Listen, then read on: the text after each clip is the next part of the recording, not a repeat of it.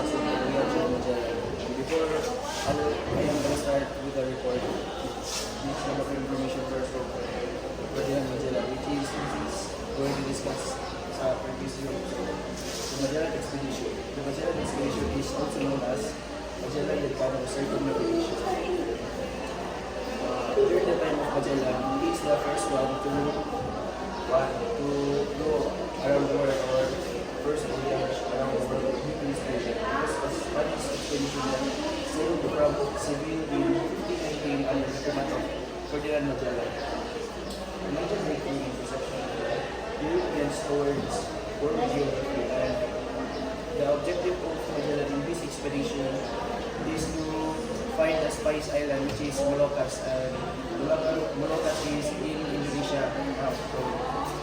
Preparation of the trip. September 20, 1519, a royal commission was sent allowing Magellan to head the expedition. The royal commission na allow ni Magellan para ikuan sa iyang expedition is King Charles I or King Charles I. Sa voyage ni Magellan, nakay 5 ships na kauban niya, which is Santiago na under ni Juan Rodriguez Serrano, San Antonio, which is under ni Juan D. Cartagena, Concepcion under Gaspar D. Quesada, Trinidad, or one flagship nila na one barko na natin Magellan, o under ni Ferdinand Magellan or Captain General Victoria under Luis D. Mendoza. Information shoot sa voyage ng Magellan na nasa na 270 na men. Pero sa ubang mga sources sa Google, siya ang ubang ko ng 240 pero approximately 270 to dyan. Tapos sa iyang voyage, kasi klaseng mga races ay lang kauban, which is ang Portuguese, Spanish, Italians, Germans, Flemish, Greeks, English, and French. One Sebastian Delgado, a Spanish merchant ship captain, settled at Seville, embarked seeking the king's pardon for previous misdeeds. About the significance of the Magellan expedition. The main significance of this voyage was that it showed it was possible to sail the world and left a record of how to do it. The Magellan voyage especially increased the geographical knowledge of mankind and proved once and for all that the earth is round. So, this voyage proved na the earth is round. Considering the intricacy of marine instruments at the time, Magellan's voyage can be considered as the greatest single trip ever undertaken. So his trip was the greatest single trip ever undertaken based on the record. So the hardship the men endured and the courage they displayed, Magellan's maritime exploit has perhaps never been surpassed. The road he took to reach the Philippines was entirely new, and the Venetian monopoly of the trade route to the east was thus broken. Spain became the supreme power in the building of a colonial empire. So, sa kaniyahang kuan, hang voyage, dili sa country, ang Spain ang nahimong supreme power in the building of colonial empire.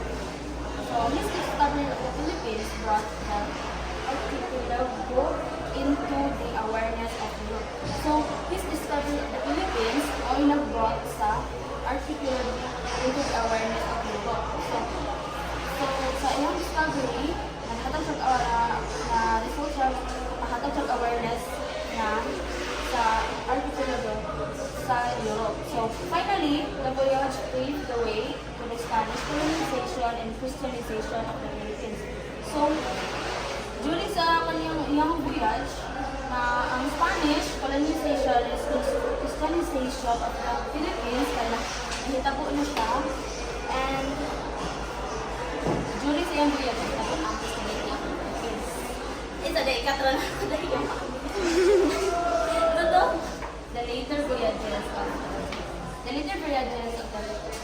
of Fernando de Villamor and Miguel Lopez, they Legazpi to a certain extent owed their success to Magellan's epochal voyage to the Far East. So, nakakuha ang success nilang Miguel de Legazpi o ni Fernando de Villabor sa Far East. That's from the point of the view of the Filipinos, Magellan's expedition was significant because it paved the way for contacts between the Philippines and the Western civilization. So, sa Magellan's expedition, ano siya, sa mga Filipinos nahitabo ang contacts between the Philippines and the Western civilization. That's to go.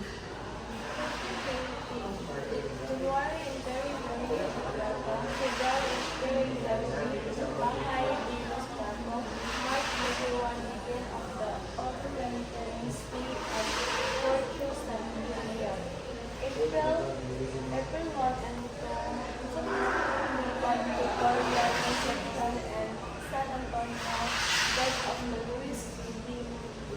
Mendoza, later execution of Isanata Marami of Carthage.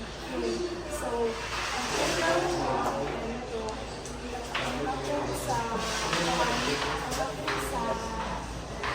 Concepcion and San Antonio o si Victoria kay on April 1 and 2 ang atin sa Concepcion and San Antonio o si Victoria kay atong naman gipatay si Luis.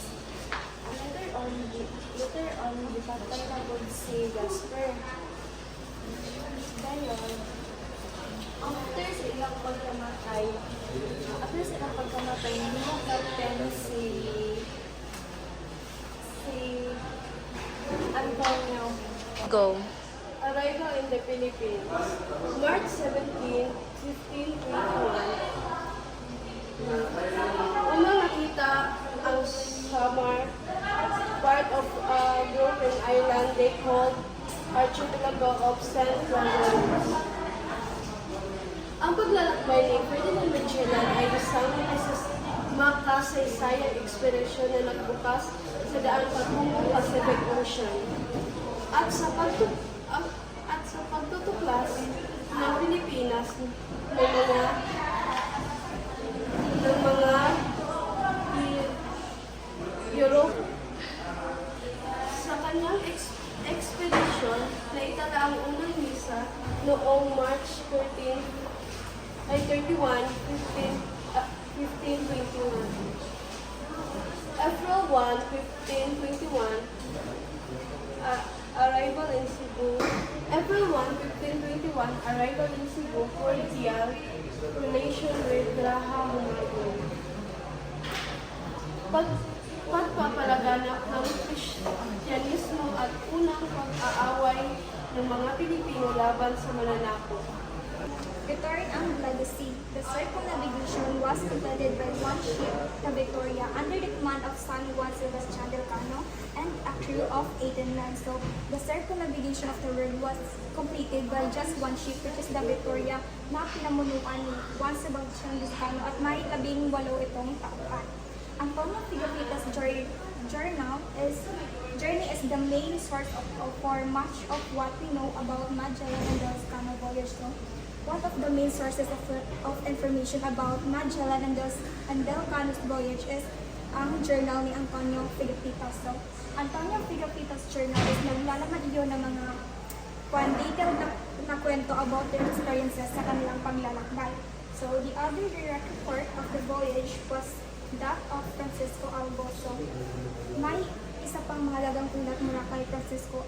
May galing kay Francisco Albo. So, si Francisco Albo, siya yung last na piloto ng Victoria who keep a formal logbook of the voyage.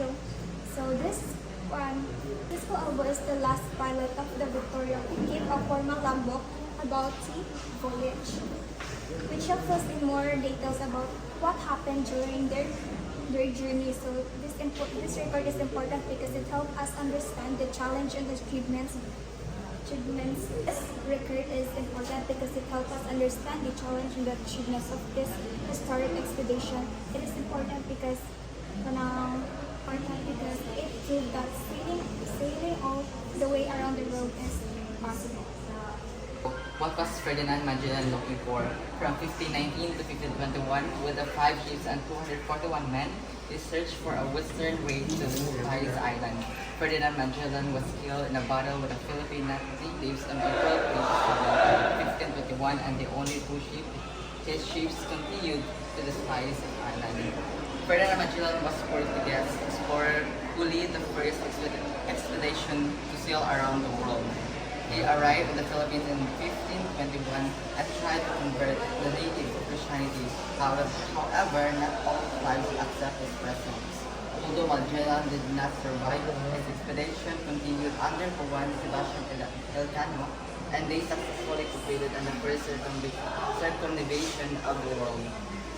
The 2 ships then made separate return voyages, and the only one, commanded by Juan Sebastian Elcano, completed the trip back to Spain. Magellan, who was looking for the Spice Island, failed to find a short route to them, but his voyage contributes greatly to knowledge about the earth.